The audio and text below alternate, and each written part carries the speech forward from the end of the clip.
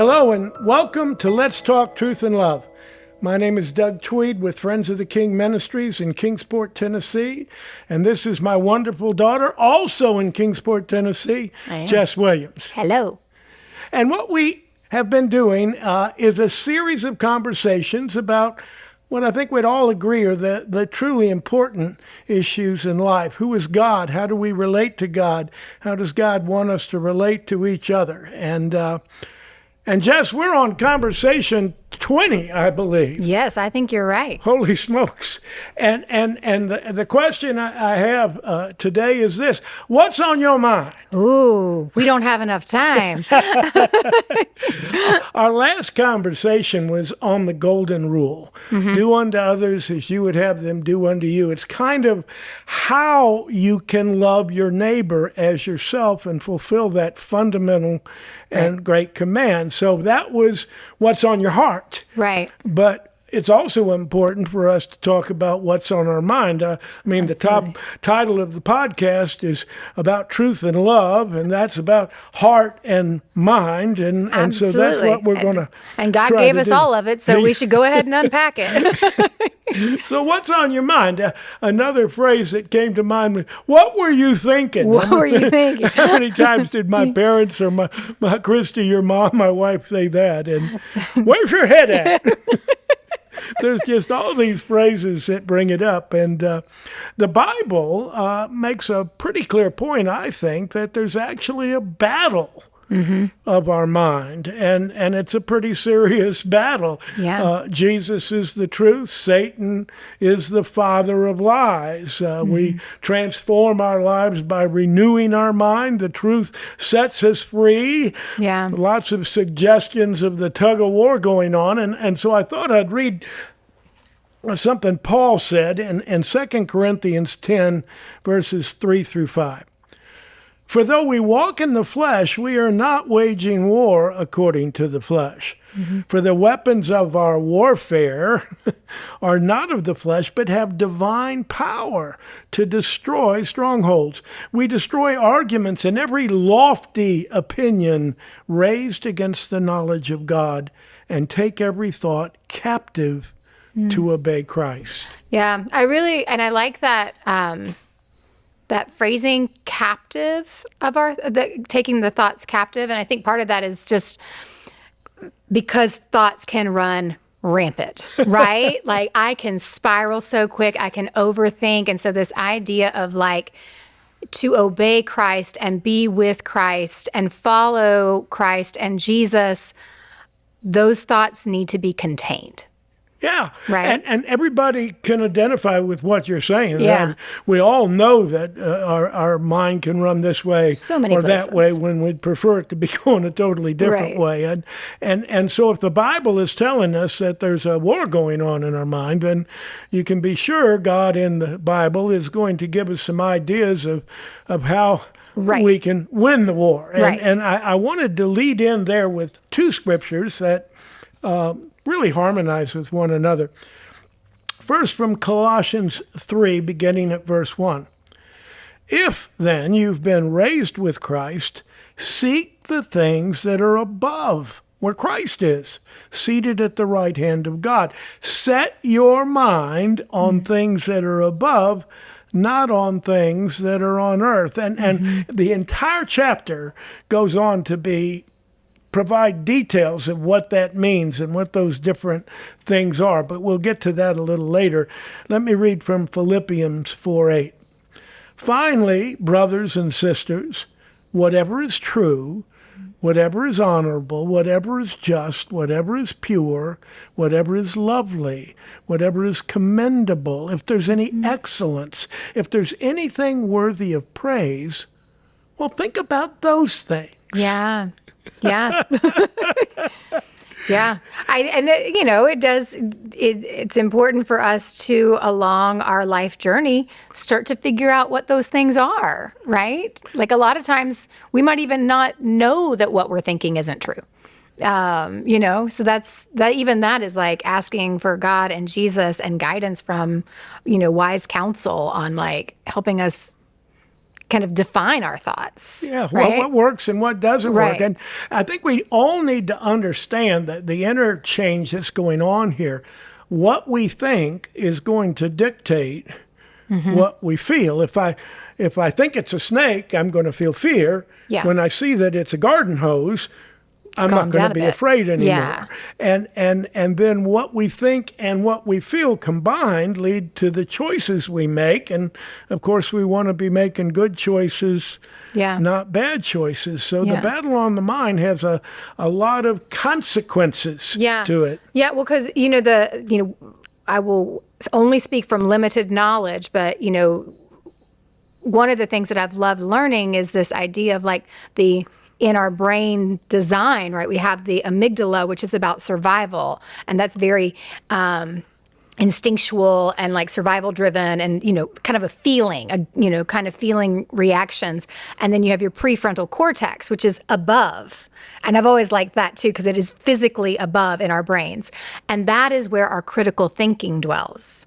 And when I heard that, I always felt like that's where the Holy Spirit is able to speak, because we function our best and our most healthy when our amygdala and our prefrontal cortex are having conversations, where we have that sensation of like, fight, flight, or freeze when we see something. But then our prefrontal cortex is in there saying, hey, let's look at this from this angle, or maybe this. And so, that's what I was thinking with like that thought feeling kind of relationship. So anyway. And of course, I forgot to tell the people that she's also got medical training. No, I do not. No, I do not. I was like, but neuroscience is fascinating. How thoughts trigger feelings, but then feelings can trigger thoughts, like you said before the podcast to me.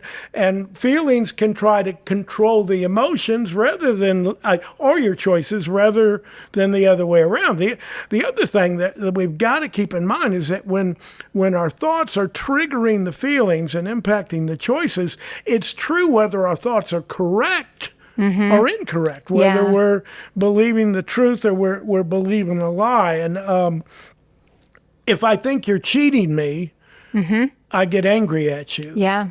Even if you're not really cheating in me, I'm angry because that's what I think. Yeah. And how many people are out there and they were abused or abandoned, had difficult times in their childhood, but somehow the child came to believe it must be my fault. It must be something I did. And so now they live in a fear of rejection and a fear of failure, even though it was all a lie. It was never their fault to begin with. Yeah, right. And it's kind of when it's repeated, right? Like I feel like when I think you and I were talking earlier, and I'm sure we're going to talk in a second, just the idea of like what we hear on a regular basis starts to shape our thoughts, right? It becomes the forefront of our thought process. And so what we believe about ourselves, what we believe about another person or another group of people or, country or whatever, right? Like that is, as it is continued to be reinforced, we can start to believe that it is truer than it is. Yeah. And this concept of reinforcement, it jumps me to what I'm going to call a separate problem within the same battle. And the little name I'm giving it is the jingle effect. I don't know if you've got the same problem as me, but you'll hear these ad jingles, the old one, you deserve a break today. So good. Yes. And once they get into your mind, you just can't shake them. Right. They're just there. Well, the same thing can apply in life with various things. So if you spend a lot of your time watching either TV shows or movies or things on social media that are filled with violence and gore and stuff like that, well, it's just going to get stuck in your mind. If you get drawn into this trap of pornography that's just all over the internet, and it's not only going to lead to addiction, but it just kind of becomes something you can't get out of your mind. Right. I think about politics. We don't want to go into politics. There's plenty of political podcasts. But when the politics is filled with all this discord and division and criticism of the other people and mocking and ridicule, well, that gets into your mind. And then when it gets into your mind, what is it doing to your emotions? Yeah. Yeah. And what is it doing to what's being reinforced in you, just like you were saying? And to your point also is like paying attention to how much of it we take in, right? Like I was just having this conversation yesterday about the fact that I realized that in the last few weeks, I had gotten stuck in a scroll rhythm. Not even a doomsday scroll. Like I was just like, I'd get up on social media and I was just scrolling through, and all of a sudden it was like 20, 30 minutes had gone by, and I was like, and I just had started getting really frustrated because I realized I was mindlessly scrolling and taking in content. I was taking in other people's words, other people's opinions, other people's tensions. I was just taking it all in, and I had no space in my brain to be present with God and what is true. Yeah. And it was, and I couldn't connect. I realized when I did get into some silence and just tried to have prayer, it was so hard to connect with God because I needed to kind of detox and cleanse all that out. I had just hit capacity of other people's stuff. And so when we as adults, we get trapped in this, and maybe it's trapped in watching all of this discord and division that kind of just triggers fear and anger and distrust, all of which are not godly emotions to have, or whether we get just kind of trapped into kind of thoughtless absorbing, as you've talked about. Well, then think about the kids. Right. Think of what's going on with the children, the youth. They're watching the social media even more than we are. Yeah. And they don't have as much life experience or wisdom for most of us to be able to feel the alert, see the problem, and try to do something about it. Yeah. And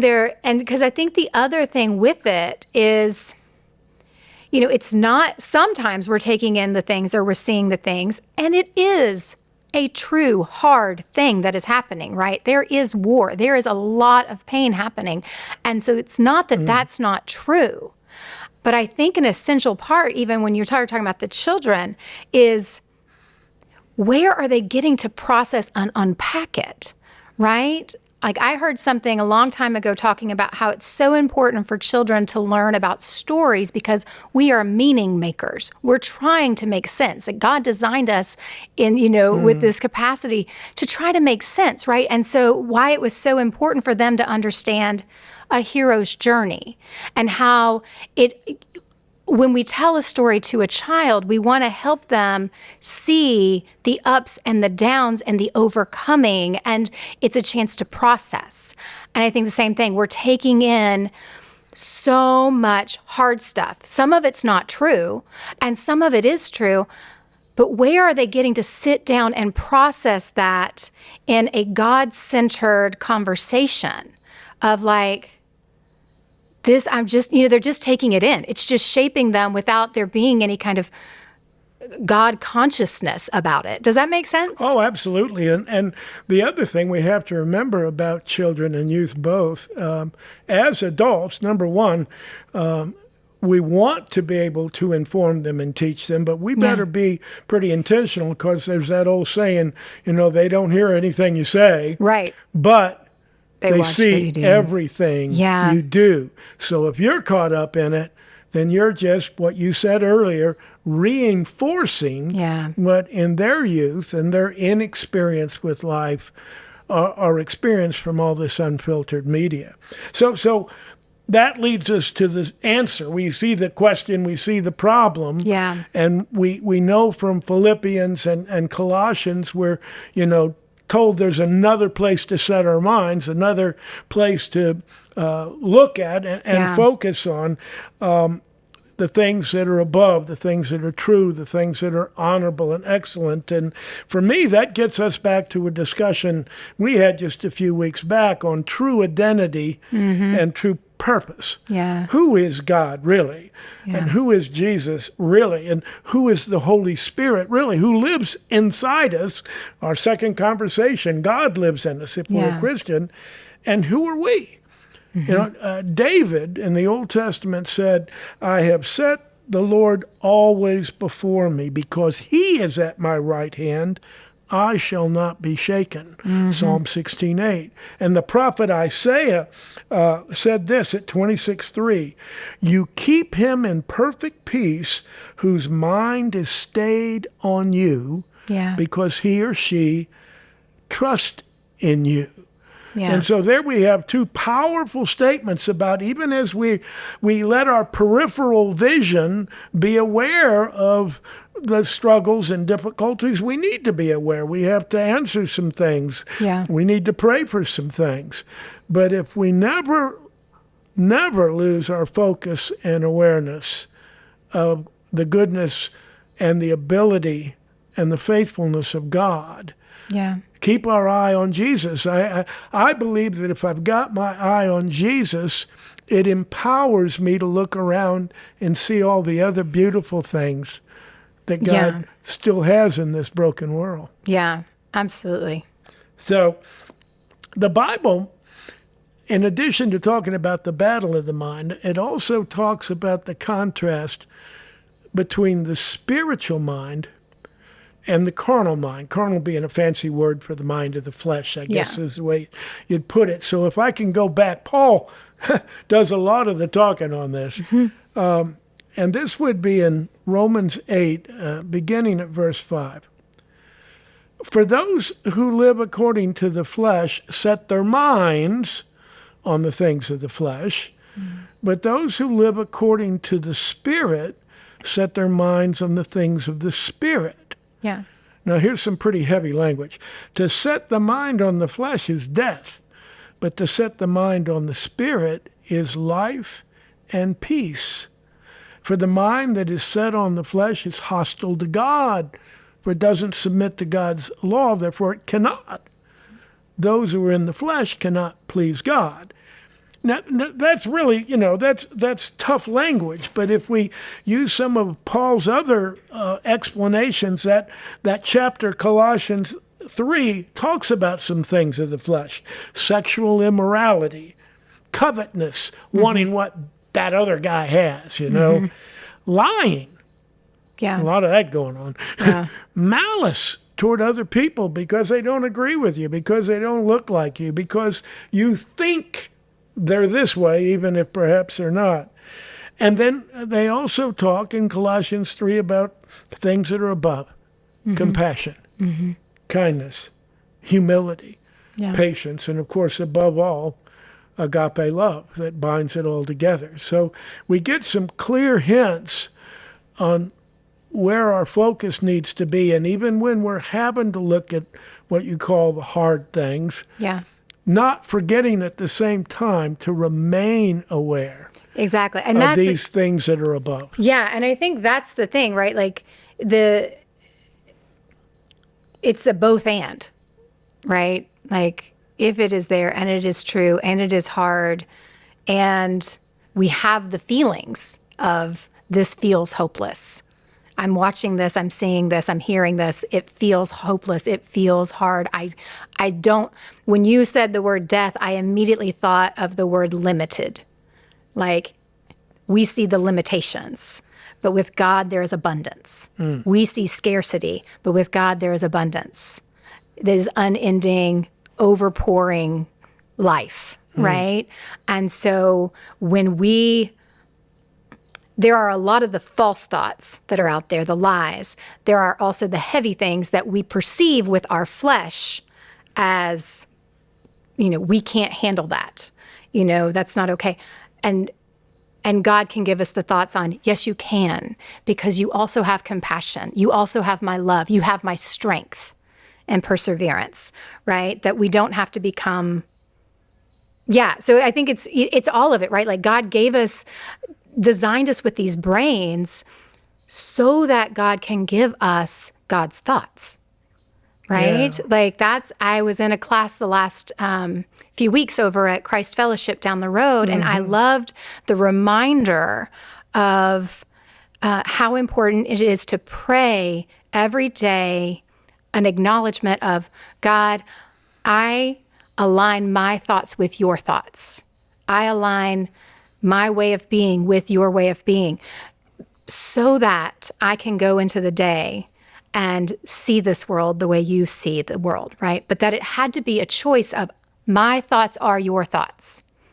And that's the transformation piece, right? Oh, that's just so great. And again, it points us toward the reality that when we're trying to set our mind on the things of the Spirit, rather than the things of the world or the carnal things, the things of the flesh, if we are trying to do it in our own power, we got a real problem. It's really hard to do, but it's not just a matter of setting our mind on the things of the Spirit. It's the fact that the Holy Spirit of God, who is God, the third person, lives inside us to help us and lead us and empower us in doing just that. Let me read 1 Corinthians 2, 1 Corinthians chapter 2, and we're going to read verses 12 through 14. Now we have received not the spirit of the world, but the Spirit who is from God, that we may understand the things freely given us by God. Paul's writing again. And we impart this in words not taught by human wisdom, but taught by the Spirit, just like you were saying, interpreting spiritual truths to those who are spiritual. The natural person does not accept the things of the Spirit of God, for they are folly to him or her. And he or she is not able to understand them because they're spiritually discerned. The Spirit of truth can lead us into all truth. The Spirit lives within us. Maturity comes from being led by the Spirit. And it's just like you said, we have the opportunity to have God speak his thoughts in and direct and redirect, refocus our thoughts. And so this battle of the mind is not a battle that we fight alone. Right. Exactly. So exactly. Yeah. I wanted to get back to something you told me before the podcast. You told me that sometimes your mind would just kind of spin off into what I'm going to call negativities, anxieties, just some good melancholy. Melancholy is a great word for it. And that you had a way to try to deal with it. Yeah, absolutely. So my natural pattern when someone asks how things are is I typically would lead with the melancholy or the critical or the where I can improve, those kind of things. And so for me, it is become really important to practice gratitude. You know, not just feel gratitude, that's part of it, but to verbalize, write it down, but like give words to I am grateful and lead with the positive. Not that it's because the other's not there, but I lead with the blessing and the things that I am grateful for because it opens me up a little bit. Oh, that's just so good. I did ministry years and years ago, for about 6 years off and on, in a inpatient mental health and emotional health center. And I remember just vividly this one man, he had to come in periodically to detox from pain medications because he had been in an auto accident that broke virtually every bone in his body, and he lived in pain. Yeah. But he spoke up as we were talking about how faith can help you get well. And he said, well, what I've learned to do is this. When I'm feeling down, when I'm feeling bad, when I'm feeling negative, I find one thing that I can thank God for. I can always find one thing. And I thank him for it. And by the time I finish thanking him, I've got at least one more. Yeah. And then one more. And all of a sudden, I find myself lifted out. And as he said it, I realized when I start thanking God for what he's done in the past, it gets my mind off the problem and the pain, gets my mind on God, his faithfulness, how he addressed my problem in the past. Then, of course, I remember God's the same yesterday, today, and tomorrow. So the Absolutely. God that helped me then is available and ready right now to help me now. And all of a sudden, I'm thinking about solutions through God rather than just being stuck in this worrisome problem. Just exactly what you're talking about. You know, in a way, it gets back to what I sometimes say is our only real power in life.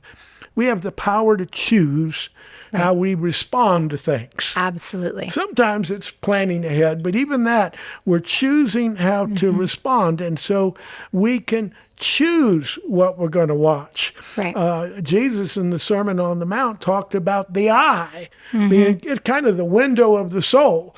And, you know, and so if your eye is filled with light, it's going to be wonderful. But if your eye is looking at dark, then that's dark on the inside, and just how dark is it? But we have the ability to choose, and we can choose to turn our eyes on Jesus, that song from way back when, you know, and the things of the world grow strangely dim. You know, and we can choose to keep our awareness on this wonderfully good and loving and faithful God who has rescued us and claimed us as his children. And then we can begin to choose to realize who we are, and as children of God, and we can be reminded of our future. Because we're going through valleys from time to time, but we're going through. Right. We're going through. Going through. Exactly. And so the battle of the mind is real for all of us, but God is there to lead us and to strengthen us and partner with us so that that battle can be won. Absolutely. Okay? Amen. So we want to thank you, folks, for being with us, and we hope that something you've heard during our conversation will encourage you, be beneficial to you. If you haven't watched some of the previous conversations, we encourage you to do so, encourage you to subscribe, encourage you to share with others, and we hope you'll join us again. God bless you. So, my dad has written 3 books, all in the effort to present truth in love. Moon in the Darkness, Be with Jesus, Be like Jesus, Be for Jesus, and Christ in Us is the Hope of Glory. And so we've got these all available in softback, ebook, and audiobook. And if you're interested in purchasing these books, or you want to learn more about the Friends of the King Ministries, visit the website at www.friendsofthekingministries.org. And then while you're on the website, make sure that you just take some time to look and read over some of the columns that my dad has written for our regional newspaper, Kingsport Times News, over the past 18 years. Thank you so much for tuning in. We hope you join us again. God bless.